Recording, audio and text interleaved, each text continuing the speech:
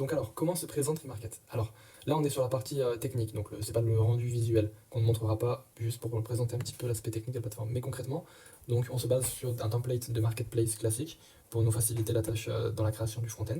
Du coup, qu'on a réajusté, amélioré sur divers aspects pour avoir quelque chose d'adéquat à la plateforme Remarket, à son image de marque, etc. Donc, la partie intéressante, c'est la partie vente, qui va se distinguer de ses compères par rapport à l'utilisation de l'intelligence artificielle.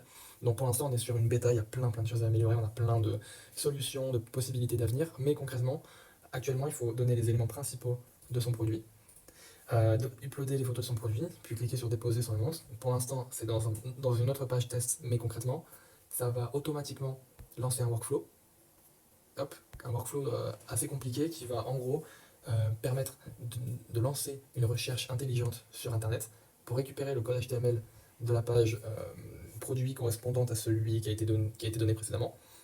Si le produit n'est pas dans notre base de données, parce qu'on va avoir une base de données complète de tous les produits et de toutes les marques, s'il n'est pas dedans, alors dans ces cas-là, ça va aller rechercher toutes les informations du produit dans ces pages pour les mettre dans un nouvel élément de la base de données.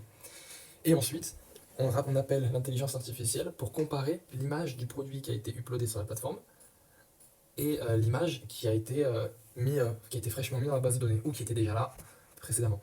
Donc voilà. Donc concrètement, c'est un peu comme ça que ça se passe. Après, bien sûr, on se retrouve à devoir faire appel à différents plugins. Voilà, différents plugins pour gérer tous ces aspects. Et pour la partie des bêta-tests, bah, du coup, on doit finaliser un petit peu la partie technique qui a quand même quelques détails à réajuster et qu'on doit mettre dans la page de front-end de vente.